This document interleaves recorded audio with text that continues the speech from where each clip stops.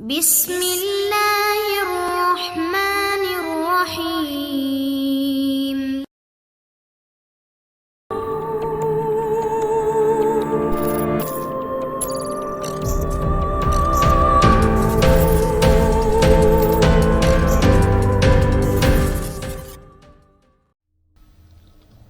السلام علیکم دوستو، اشتیاق احمد ناول جرال اور انسپیکٹر جمشید۔ اگر آپ نے ابھی تک ہمارے چینل جاسوسی دنیا کو سبسکرائب نہیں کیا تو سبسکرائب کریں اور بیل آئیکن پر کلک کیجیے۔ ہسپتال میں دلدوز چیخ کا گونجنا حد درجے عجیب بات تھی۔ وہ ہڑبڑا کر کمرے سے نکل آئے اور ادھر ادھر دیکھنے لگے۔ کچھ اور لوگ بھی جو اپنے مریضوں سے ملنے کے لیے یا ان کے ساتھ آئے ہوئے تھے اپنے اپنے کمروں سے نکل آئے تھے۔ پھر ایک نرس نے چیخ کر کہا، آواز اس طرف سے آئی تھی۔ یہ کہہ کر وہ اس سمت میں دوڑتی چلی گئی۔ دوسرے بھی اس کے پیچھے لپکے۔ ان میں انسپیکٹر جمشید کے کمرے میں موجود سبھی آدمی شامل تھے۔ وہ سب ایک کمرے کے سامنے پہنچ کر رک گئے۔ نرس اسی کمرے میں داخل ہوئی تھی۔ اچانک اس کے حلق سے بھی چیخ نکلی۔ کچھ لوگ بوکھلا کے کمرے کے اندر داخل ہو گئے۔ ان میں خان رحمان، پروفیسر داؤد، آئی جی اور ڈی آئی جی صاحبان بھی تھے۔ انہوں نے دیکھا ایک مریض بستر سے نیچے فرش پر پڑا تڑپ رہا ہے۔ اس کے سینے سے خون کا فوارہ چھوٹ رہا تھا اور کمرے کا فرش رنگین ہوتا جا رہا تھا۔ دفتن خان رحمان کو عجیب سی بے چینی محسوس ہوئی۔ انہوں نے گھبرا کے پروفیسر داؤد کی طرف دیکھا، وہ بھی فکر مند تھے۔ پھر نہ جانے کیا ہوا، خان رحمان کی تیر کی طرح کمرے سے نکل آئے اور انسپیکٹر جمشید کے کمرے کی طرف لپکے۔ ان کا دل نہ جانے کیوں دھک دھک کر رہا تھا۔ انہیں قتل کی یہ واردات غیر ضروری معلوم ہو رہی تھی۔ وہ سوچ رہے تھے ان سب سے بڑی زبردست غلطی ہوئی، کمرے سے نہیں چلے آنا چاہیے تھا۔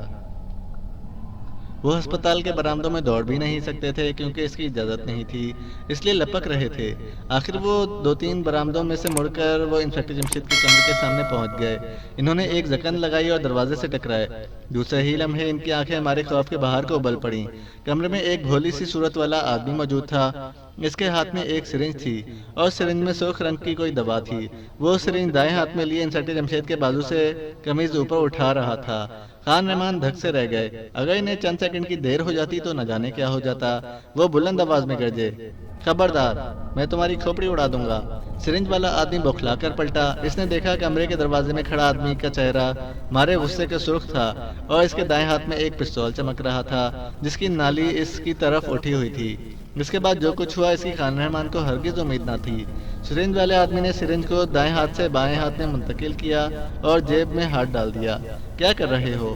خان رحمان نے گرج کر کہا، لیکن اتنی دیر میں وہ پستول نکال چکا تھا اور اس کے پستول کی نالی شعلہ اگل چکی تھی۔ خان رحمان نے بھی اور دیکھا نہ تھا اور ٹریگر دبا دیا۔ دونوں پستول تقریباً ایک ساتھ چلے تھے۔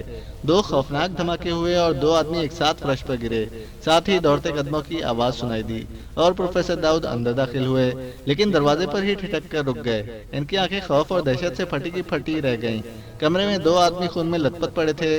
ان کے پیچھے دوسرے لوگ بھی وہاں پہنچ گئے۔ خان رحمان اور دوسرے آدمی کو فوراً آپریشن تھیٹر میں پہنچانے کا بندوبست کیا گیا اور جب دونوں کو اٹھا کر لے جایا جا رہا تھا تو آئی جی صاحب کمرے کے فرش پر نظریں جمائے کھڑے تھے۔ ان کی آنکھیں ایک سرنج پر گڑی تھیں۔ آئی جی صاحب نے ایک رومال کی مدد سے سرنج اٹھائی اور ایک ڈاکٹر تک آئے۔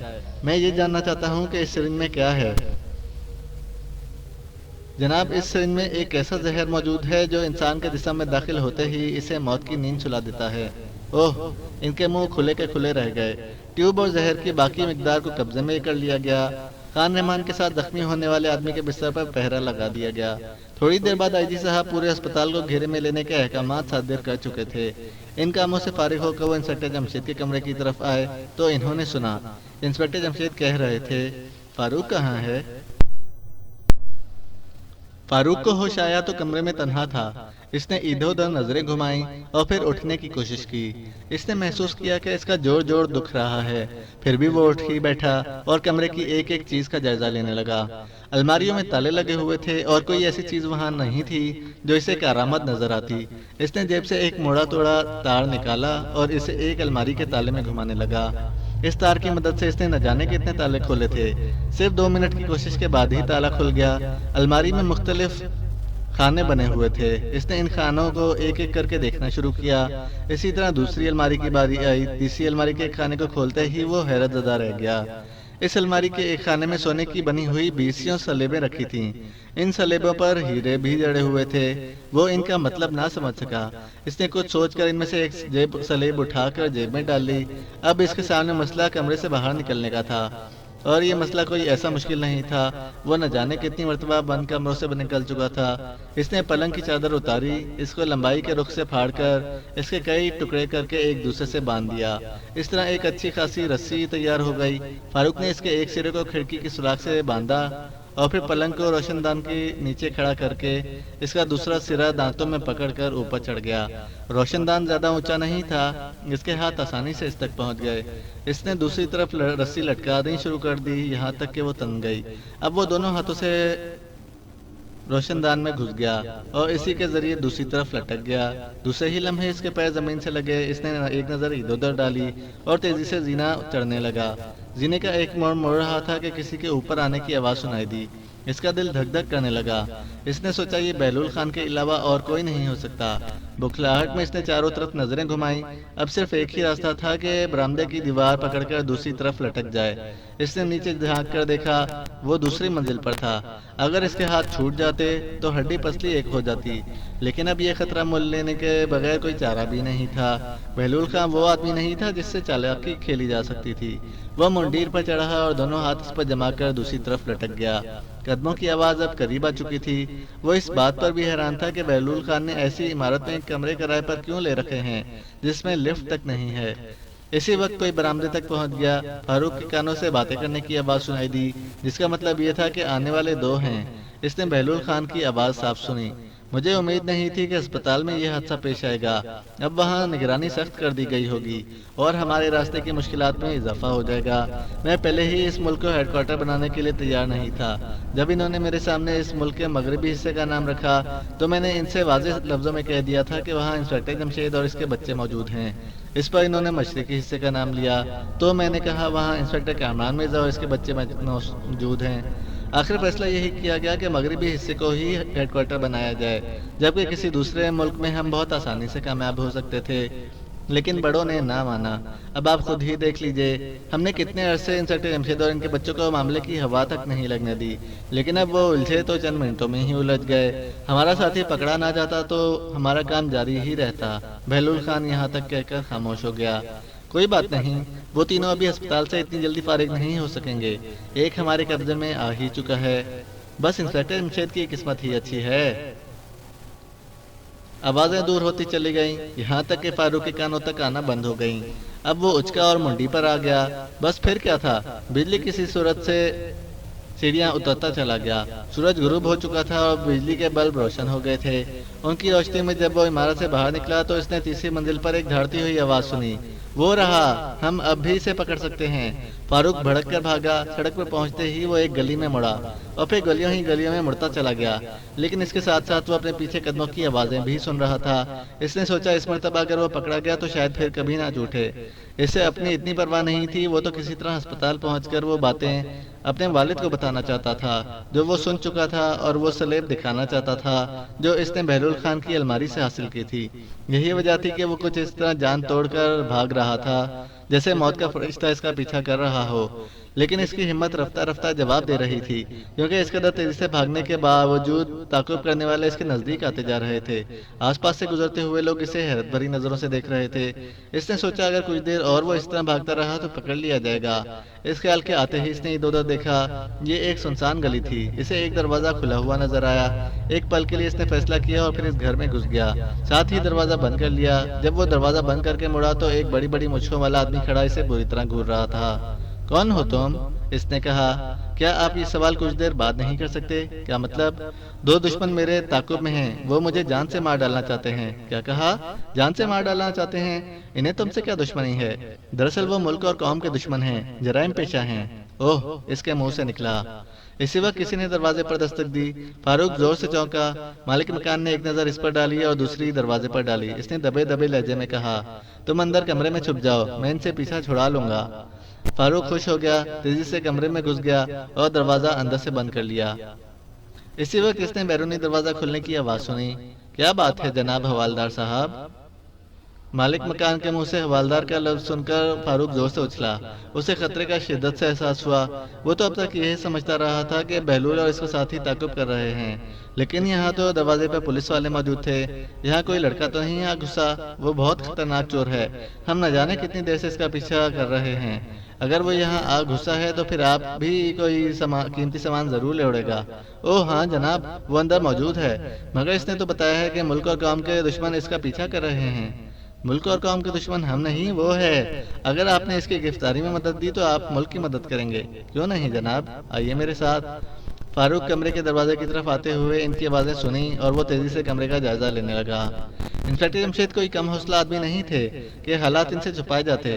انہیں بتا دیا گیا کہ ان کے بے ہوش ہونے کے بعد کیا واقعات پیش آئے، اور یہ کہ فاروق کا ابھی تک کچھ پتہ نہیں چلا۔ خان رحمان نے جو کارنامہ سر انجام دیا تھا، اس کی تفصیل سن کر وہ مسکرا دیے۔ اس کا مطلب ہے فاروق بھی پھنس چکا ہے۔ خیر کوئی بات نہیں، وہ ان لوگوں کے لیے ٹیڑھی کھیر ہی ثابت ہوگا۔ اور ہاں، محمود، فرزانہ اور اکرام کا کیا حال ہے؟ وہ ابھی تک بے ہوش ہیں، لیکن ڈاکٹروں کا خیال ہے کہ چند منٹ تک وہ بھی ہوش میں آ جائیں گے۔ پروفیسر داؤد بولے۔ جمشید، خدا کے لیے جلدی بتاؤ یہ سب چکر کیا ہے؟ آئی جی صاحب نے پریشان ہو کر کہا۔ یہ چکر اسی وقت سے شروع ہوتا ہے جب آپ نے مجھے اپنے کمرے میں طلب فرمایا تھا، انہوں نے مسکرا کر کہا۔ کیا مطلب؟ وہ چونکے۔ میں جب آپ کے کمرے سے سونے کی سلیب لے کر نکلا تو بہلول خان نامی ایک آدمی میرا انتظار کر رہا تھا۔ اس نے ایک کہانی سنائی جو بالکل فرضی تھی، لیکن اس کا اندازہ مجھے اس وقت ہوا جب وہ ہاتھ ملا کر چلا گیا تو اچانک مجھے محسوس ہوا کہ وہ میرے ساتھ کوئی چال چل گیا ہے۔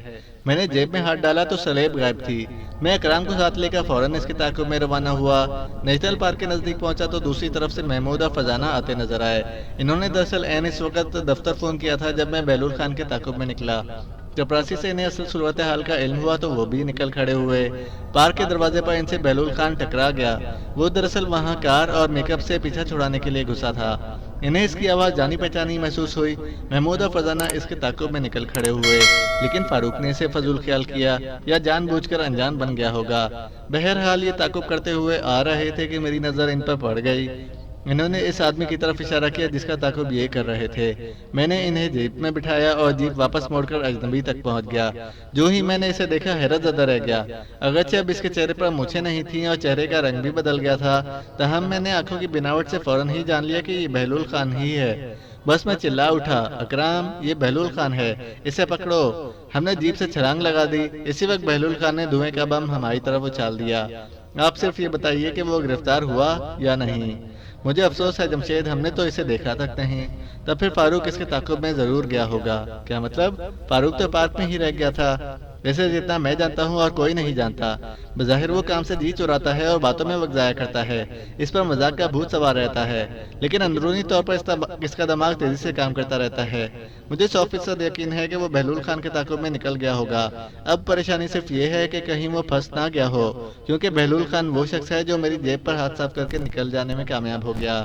تم فکر نہ کرو، اس کی تلاش زور و شور سے جاری ہے۔ مجھے امید ہے کہ بہت جلد وہ یہاں ہوگا۔ خان رحمان کا کیا حال ہے؟ وہ زیادہ زخمی تو نہیں ہوئے؟ انہوں نے پوچھا۔ ان کی ران میں گولی لگی ہے، گولی نکال لی گئی ہے، انہیں نیند کی دوائی دے دی گئی ہے، ان کے بیوی بچے اور ظہور وغیرہ آ چکے ہیں، پروفیسر داؤد نے بتایا۔ خان رحمان جاگے تو ان سے کہہ دیجیے گا میں ان تمام لوگوں کو لنگڑا بنا دوں گا جن کی گولی ان کی ران پر لگی ہے۔ میں انہیں جہنم تک نہیں چھوڑوں گا۔ آخری کون لوگ ہیں اور کیا چاہتے ہیں؟ ابھی یہ سوچنے کی مہلت ہی کہاں ملی ہے جناب۔ ادھر سلیب مجھے ملی، میں اپنے کمرے میں آیا، ادھر یہ چکر شروع ہو گیا۔ اب ہسپتال سے نکلوں گا تو کچھ پتا چلے گا۔ ویسے ڈاکٹر، آپ مجھے کب تک فارغ کر رہے ہیں؟ آپ کو کم از کم 1 ہفتہ انتظار کرنا پڑے گا۔ 1 ہفتہ؟ یہ تو بہت زیادہ ہے، مجبوری ہے۔ آپ کی صحت کے لیے 1 ہفتے کا آرام بہت ضروری ہے۔ سنیے ڈاکٹر صاحب، اگر مجھے یقین ہوتا کہ 1 ہفتے تک دشمن ہمارے ملک کو کوئی نقصان نہ پہنچائیں گے تو میں ضرور آرام کرتا، لیکن ان حالات میں یہ ناممکن ہے۔ میں آج ہی یہاں سے رخصت ہو جانا چاہتا ہوں۔ مجھے فاروق کے لیے بھی کچھ کرنا ہے۔ جیسے آپ کی مرضی، تاہم میں آپ کو زیادہ بھاگ دوڑ کی اجازت نہیں دے سکتا، ڈاکٹر نے مجبور ہو کر کہا۔ آپ بے فکر رہیں، میں ہاتھ پیر نہیں ہلاؤں گا، صرف ذہن سے کام لوں گا، اور بچوں کو تو اور بھی زیادہ آرام کی ضرورت ہے۔ ٹھیک ہے۔ آدھ گھنٹے بعد محمود، فرزانہ اور اکرام کو بھی ہوش آ گیا۔ انسپکٹر جمشید نے انہیں سارے حالات سنا دیے اور آخر میں ان سے کہا، ہم آج ہی یہاں سے واپس جائیں گے، دن غروب ہونے والا ہے اور مجھے فاروق کی فکر کھائی جا رہی ہے۔ تمہاری امی کا حال میں اچھی طرح جانتا ہوں، جب تک وہ فاروق کی شکل نہیں دیکھ لیں گی انہیں کسی پل قرار نہیں آئے گا۔ ٹھیک ہے ابا جان، ہم چلنے کے لیے تیار ہیں، محمود نے کہا۔ اس وقت تک سب لوگ جا چکے تھے اور اب وہاں صرف بیگم جمشید اور پروفیسر داؤد ہی رہ گئے تھے۔ انسپکٹر جمشید پروفیسر داؤد سے یہ بھی کہہ چکے تھے کہ وہ بھی گھر جا کر آرام کریں، لیکن انہوں نے ہر بار یہی کہا کہ وہ انہیں اپنی کار میں گھر چھوڑنے کے بعد جائیں گے۔ آخر وہ ان کی کار میں گھر کی طرف روانہ ہوئے۔ اکرام کو بھی ہسپتال میں ہی رہنے دیا گیا اور یہ انسپکٹر جمشید کی ہدایت کے مطابق تھا۔ وہ گھر کے دروازے پر پہنچے تو انہیں ایک دھچکا لگا۔